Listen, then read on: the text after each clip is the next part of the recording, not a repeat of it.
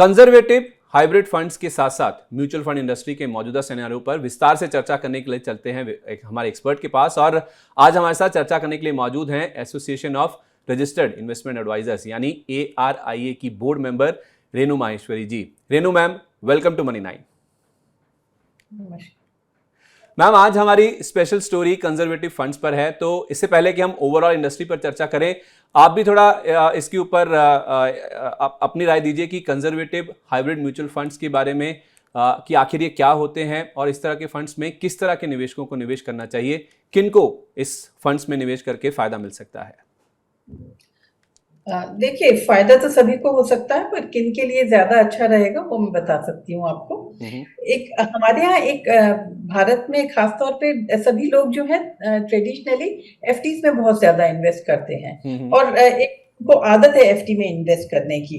तो उस कैटेगरी के लोगों को जब हम लोग इंट्रोड्यूस करते हैं कि भाई आप बाजार में लगाना शुरू करिए, उनके लिए ये बहुत अच्छे होते हैं क्योंकि एफडी से ज्यादा रिटर्न दे देते हैं, पर इक्विटी जितना उतार चढ़ाव नहीं होता है, इनमें उतनी वॉलेटिलिटी नहीं रहती है।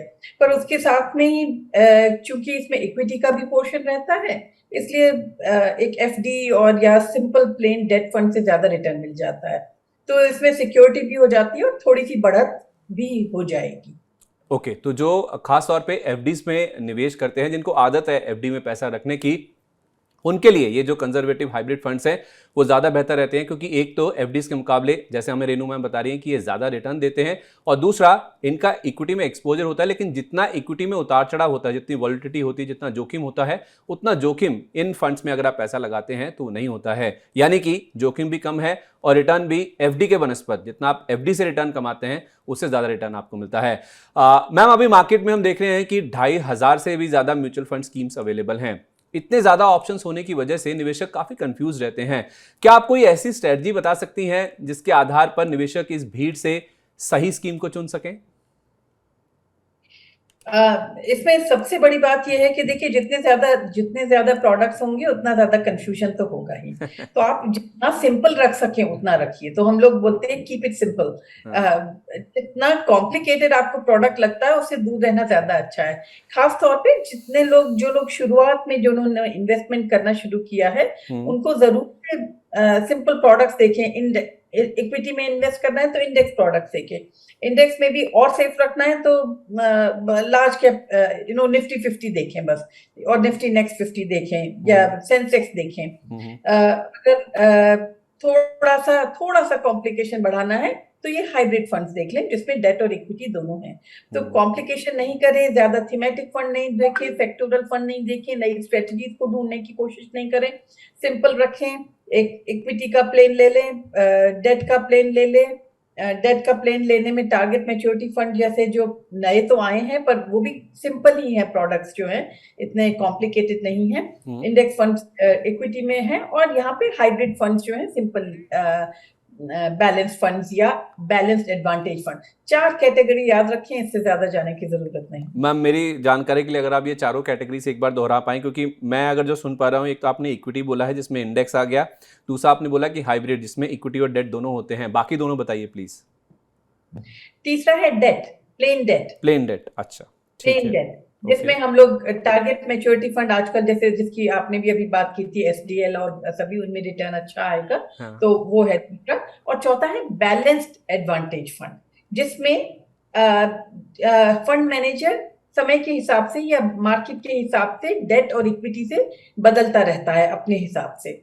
तो ये 4 कैटेगरीज देख लें, इनमें से कोई भी टॉप कैटेगरी के फंड्स कंपनीज देख लें, 5 टॉप कैटेगरी की कंपनीज, उनमें से किसी में भी इन्वेस्ट करके थोड़े दिनों का वेट करें। हर महीने इनकी रेटिंग बदलेगी, आपको अपना पोर्टफोलियो बदलने की जरूरत नहीं है। ये रेटिंग ऊपर नीचे रहती है, पर आमतौर पे ये सभी अच्छा ही करते हैं। ठीक है, तो बहुत सारे ऑप्शंस मौजूद हैं, 2500 के आसपास स्कीम्स अवेलेबल हैं। बहुत ही सिंपल तरीके से हमें रेणु मैम ने बता दिया कि आपको अपना कंफ्यूजन कैसे दूर करना है।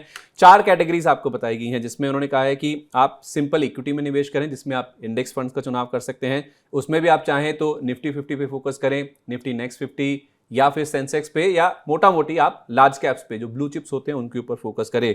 या फिर आप हाइब्रिड फंड्स का चुनाव कर सकते हैं, जिसमें इक्विटी और डेट दोनों का मिश्रण होता है। या तो आप प्लेन डेट जिसमें टारगेट मैच्योरिटी फंड जो कि हाल फिलहाल काफी पॉपुलर हो रहे हैं, या उसके साथ साथ बैलेंस एडवांटेज फंड्स जिसमें मार्केट में जिस तरह का सिनेरियो बनता है उसके हिसाब से आपका जो फंड मैनेजर है वो डेट और इक्विटी में स्विच करता रहता है। तो उस लिहाज से ये 4 ऑप्शंस हैं, इनको ही आप ध्यान में रखिए, इनमें पैसा लगाइए। पैसा लगाने के बाद आप भूल जाइए। भूल जाने का मतलब यह है कि आप उसे थोड़ा सा समय दीजिए, लंबी अवधि के लिए आप पैसा लगाइए, तो आपका जो पोर्टफोलियो है वो आपको रिटर्न्स कमा के दे सकता है, उसकी जो गुंजाइश है वो कहीं ना कहीं बढ़ सकती है। अच्छा मैम, रिजर्व बैंक की एक रिपोर्ट के अनुसार वित्त वर्ष 2022 में हाउस होल्ड सेविंग्स पे म्यूचुअल फंड्स के इनफ्लो में 150% का शानदार उछाल आया है, जबकि इस दौरान कुल अगर आप हाउस होल्ड सेविंग्स की बात करें तो उसमें 19% की गिरावट देखने को मिली है। इस शानदार बढ़त की क्या वजह है, आप इसे किस तरह से देखती हैं, जिस तरह से ये जो सेविंग्स हैं वो म्यूचुअल फंड्स की ओर मूव करती हुई दिख रही हैं?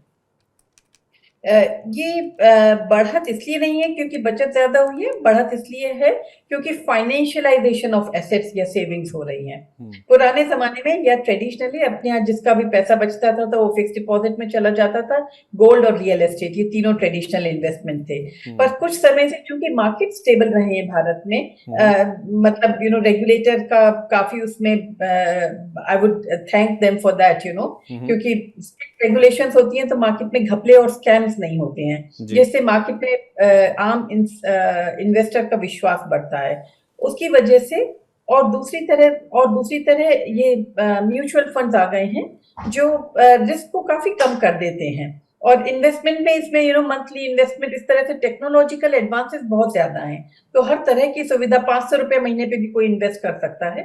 इन 2-3 और तीसरी वजह है सबसे बड़ी financial education literacy, financial literacy बढ़ रही है। जो ये कार्यक्रम रहते हैं सभी कंपनियों के कि इन्वेस्टर अवेयरनेस प्रोग्राम्स की वजह से लोगों को इसकी जानकारी काफी मिल रही है।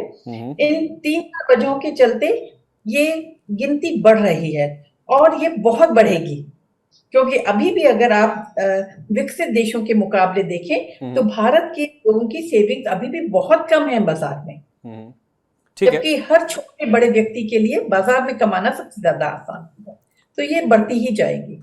ठीक है, तो विकसित देश जो हैं, जो डेवलप्ड नेशंस हैं, उनके मुकाबले तो हमारा सेविंग्स रेट काफ़ी हाई है। हम म्यूचुअल फंड्स की तरफ या फिर फाइनेंशियलाइजेशन की अगर हम बात करें विकसित देशों के मुकाबले वो भारत में कम है, यानी कि हम अपना जो पैसा है वो निवेश करने की बजाय बचत में ज़्यादा रखते हैं। लेकिन जिस तरह से अवेयरनेस बढ़ी है, रेगुलेटर्स का रोल बढ़ा है, स्कैम्स होने के जो चांसेस हैं या जो दिक्कतें या फिर जोखिम होते हैं वो कहीं ना कहीं कम होते हुए दिखे हैं, और बहुत सारे लिटरेसी के प्रोग्राम्स भी चलते रहते हैं जिससे निवेशक काफ़ी ज़्यादा अवेयर हुए हैं, जिस वजह से हम देख रहे हैं कि जो पैसा है वो कहीं ना कहीं फाइनेंशियल एसेट्स की तरफ मूव होता हुआ दिखा है, ट्रेडिशनल एसेट जो हैं गोल्ड रियल एस्टेट के मुकाबले, जिस वजह से हम देख रहे हैं कि ओवरऑल जो हाउस होल्ड सेविंग्स हैं उसमें म्यूचुअल फंड्स की भागीदारी बढ़ रही है, और रेनू मैम हमें बता रही हैं कि ये आगे भी और बढ़ती हुई दिखेगी। अच्छा मैम, आमतौर पर म्यूचुअल फंड्स में निवेशकों को बहुत ज्यादा चर्निंग यानी चेंजेस की सलाह नहीं दी जाती है, लंबे समय तक रुकने की सलाह दी जाती है।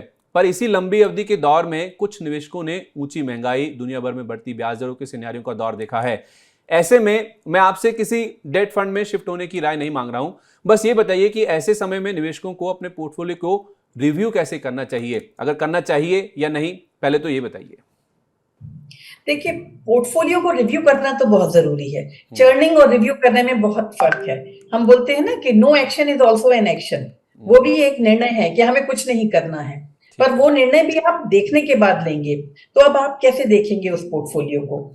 एक तो आपका पोर्टफोलियो बनता है वो आपको अपने फाइनेंशियल गोल्स या अपने फाइनेंशियल ऑब्जेक्टिव्स के अनुसार बनाना चाहिए। जो बहुत दूर के हैं उनके लिए इक्विटी में रखें, जो बहुत पास के हैं उनके लिए फिक्स डिपॉजिट में रखें, जो बीच के हैं उन्हें डेट फंड में रखें। इस तरह से मोटा मोटा जो मैं बता रही हूँ आपको, उसके हिसाब से पोर्टफोलियो बनाना चाहिए। तो वो आप हर समय देखना भी जरूरी है, उसको 2 चीजों को देखना जरूरी है कि आपके गोल्स पूरे हो रहे हैं कि नहीं हो रहे हैं, कमी बेशी है उसमें तो उस हिसाब से एक निर्णय लेना चाहिए। पर बाजार के उतार चढ़ाव के अनुसार बहुत ज्यादा ऊपर नीचे निर्णय नहीं लेने चाहिए। बाजार के उतार चढ़ाव से आप कैसे फायदा उठा सकते हैं, उसमें एक जो बहुत सिंपल लाइन सभी बोलते हैं, do not be driven by greed और फियर। तो ना आप लालच से जाएं ना आप डर से जाएं बाजार में, ना डर से भागें ना लालच से अंदर जाएं। तो जब बाजार नीचे जाता है उस समय आप देखिए कि आपको जो पैसा 5 साल तक चाहिए ही नहीं, उसको आप इक्विटी में रहने दीजिए, बल्कि उस समय और लगाइए। मैं जानती हूँ कहना आसान है, करना बहुत मुश्किल होता है। जब बाजार नीचे जाता है और जब सभी डर रहे होते हैं तो अपना पैसा बाजार में लगाने में मुश्किल होती है। उस समय आप अपने आप को एक मापदंड दे सकते हैं कि मुझे ये पैसा अगले 5 साल चाहिए कि नहीं चाहिए, कि हाँ। नहीं चाहिए, मुझे तो 20 साल बाद रिटायरमेंट के लिए चाहिए। तो क्या फर्क पड़ता है कि कल की तारीख में मार्केट 5% ऊपर गया या नीचे गया। हाँ। तो अगर आप अपने भावनाओं को काबू में नहीं रख सकते हैं तो मार्केट को मत देखिए। साल में एक बार अपना पोर्टफोलियो खोलिए, देखिए उसको, और उस पे जो निर्णय ले ले उस पे आप शांति से बैठिए। ज्यादा खबरों को मत सुनिए। पर यदि आप अपनी भावनाओं पे काबू रख सकते हैं तो जब मार्केट बहुत ज्यादा नीचे जाता है उस समय इक्विटी में आप मूव करिए। ठीक है, इमोशंस पे, मतलब हाँ, इमोशंस पे काबू होना चाहिए। और जब बाजार नीचे जाता है, इक्विटी बाजार यानी शेयर बाजार में कोई गिरावट आती है, तो उस समय आपको अपना जो निवेश है उसे बढ़ाना चाहिए। कुल मिला के जो रिव्यू है आपके पोर्टफोलियो का, आपको रिव्यू करना चाहिए, लेकिन उसमें कोई बदलाव करना है, कोई एक्शन लेना है, चर्निंग करनी नहीं करनी है, ये आपके फाइनेंशियल गोल्स के ऊपर डिपेंड करेगा कि आपके फाइनेंशियल गोल्स आपने क्या तय किए हैं उसके हिसाब से। लेकिन हाँ, ये जो उतार चढ़ाव होता है मार्केट में, उसको आप कैसे एडजस्ट कर सकते हैं उसके बारे में आपको रेनू मैम ने अभी बताया। मैम, अभी एक रिपोर्ट छपी थी कि पिछले 3 साल में 6 में से 4 Adani group stocks multi bagger रहे हैं और इन शेयरों ने 3 साल में 18 से 46 गुना का रिटर्न दिया है। पर म्यूचुअल फंड्स का इन कंपनियों में कुल हिस्सा केवल 0.25% के आसपास ही है। इस बड़े मिस को या म्यूचुअल फंड्स की स्ट्रैटेजी को आप कैसे समझाएंगी मैम? आम निवेशक इस चीज को कैसे समझे कि म्यूचुअल फंड्स ये इतना बड़ा जो रन अप हुआ है उसे कैसे मिस कर गए? देखिए, हर एक फंड मैनेजर की अपनी अपनी एक एक फिलॉसफी होती है। तो कुल किस म्यूचुअल फंड ने कितना लगाया है उसका डेटा नहीं है मेरे पास, पर कुछ म्यूचुअल फंड्स ने लगाया है और उन उन फंड्स ने और उन स्कीम्स ने रिटर्न भी बहुत अच्छे दिए हैं। तो हर एक की अपनी एक एक फिलॉसफी होती है, एक विश्वास होता है कि मैं इस तरह की कंपनी में लगाऊंगा या इस तरह की कंपनी में नहीं लगाऊंगा। तो स्पेसिफिक कंपनी के या किसी म्यूचुअल फंड के ऊपर मैं नहीं बोलना चाहूंगी पब्लिक फोरम में। पर हर एक का अपना एक तरीका होता है रिस्क नापने का। और डेट ज्यादा है अगर कंपनी में तो वो उसको ज्यादा रिस्की मान के कुछ लोग उसको नहीं रखना चाहते हैं। कुछ फंड मैनेजर्स या कुछ स्कीम्स उस तरह के स्टॉक्स को रखना चाहेंगी क्योंकि उसमें लेवरेज भी है। मतलब अगर बढ़ता है तो बहुत ज्यादा बढ़ेगा और प्रॉफिटेबिलिटी भी उतनी ज्यादा बढ़ेगी। तो इसलिए ये फर्क तो रहेगा ही, हर एक का अपना अपना जो इन्वेस्टमेंट स्टाइल होता है। अब जब इंडेक्स फंड में अदानी कंपनी की अब जब वो निफ्टी में 0.1% के आने की बात हो रही है, मुझे एग्जैक्ट परसेंटेज शायद गलत हो सकता है वो, पर उनको उसमें शेयर मिल रहा है, उससे फर्क पड़ेगा और म्यूचुअल फंड्स में भी उनकी इन्वेस्टमेंट बढ़ेगा। पर एक कंपनी स्पेसिफिक सभी के अपने अपने विचार रहेंगे, अपने फिलॉसफी रहती है, टेक्निक से। ठीक है, टेक्निक होती है, इन्वेस्टमेंट स्टाइल होता है हर फंड, म्यूचुअल फंड का या हर एक का जो म्यूचुअल फंड मैनेजर होता है उसकी एक फिलॉसफी होती है कि वो शायद हाई डेट कंपनियां जो होती हैं जिनमें लिवरेज ज़्यादा होता है उनमें वो निवेश नहीं करेगा।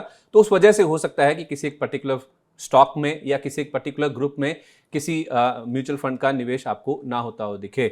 मैम, एक चीज़ और हम देख रहे हैं, एक नया ट्रेंड जो इंडस्ट्री में उभर रहा है वो ये है कि पहले के 500 से 1000 रुपए के न्यूनतम निवेश के मुकाबले नावी म्यूचुअल फंड अब एप्लीकेशन अमाउंट को घटाकर 10 रुपए कर रहा है। ये शायद वैसे ही है जैसे हम कंपनियां स्टॉक स्प्लिट की घोषणा करती हैं स्टॉक मार्केट में ज्यादा निवेशकों को अट्रैक्ट करने के लिए, अफोर्डेबिलिटी लाने के लिए। इस बारे में आपकी हमारे दर्शकों को क्या राय होगी? ये जो न्यूनतम निवेश अमाउंट 500 से 1000 रुपए था उसे घटाकर 10 रुपए किया जा रहा है, क्या समझना चाहिए छोटे निवेशक को, आम निवेशक को? जी, नवी के लिए स्ट्रेटेजी शायद काफी सक्सेसफुल रहे क्योंकि बहुत सारे specially lower middle income group जो रहता है वो उतना रिस्क नहीं लेना चाहता है। तो 500,000 रुपए भी शायद कई बार उनको लगता है कि इतना सारा इकट्ठे हम नहीं डालें। तो उसके लिए ये एक अच्छी शुरुआत है क्योंकि हर हर स्तर के व्यक्ति अपने आप को बाजार से जोड़ के देख पाएंगे। तो जैसे आप अफोर्ड नहीं कर सकते या आप ज्यादा रिस्क नहीं ले सकते हैं तो आप 10 रुपए और 50 रुपए से शुरू कर रहे हैं, उसके बाद आप 500 पे पहुंचेंगे, फिर 5000 और 50,000 और 5 लाख। वो आपको सभी को एक ऊपर सीढ़ी चढ़ना आसान होगा। अच्छी शुरुआत है, लेट्स सी कि उसका फर्क क्या पड़ता है और कितने लोग और निवेश में आते हैं, इस मार्केट बेस्ड इन्वेस्टमेंट में आते हैं।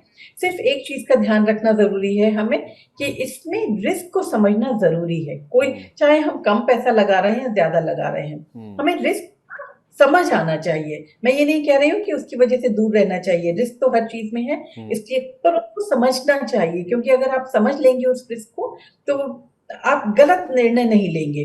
जब बाजार नीचे जाता है तो भी आप शांति से बैठ के उस you can tide it over, और आप अगले चढ़ाव का इंतजार कर पाएंगे। चलिए, तो ठीक है, नवी म्यूचुअल फंड की ओर से जो मिनिमम इन्वेस्टमेंट अमाउंट है उसको घटाकर 10 रुपये किया गया, एक अच्छी पहल है, रेनू मैम हमें बता रही है। लेकिन कितना भी आप निवेश करें, जो आपका रिस्क है उसको समझकर ही आप कोई भी जो निवेश है उसे आपको करना चाहिए।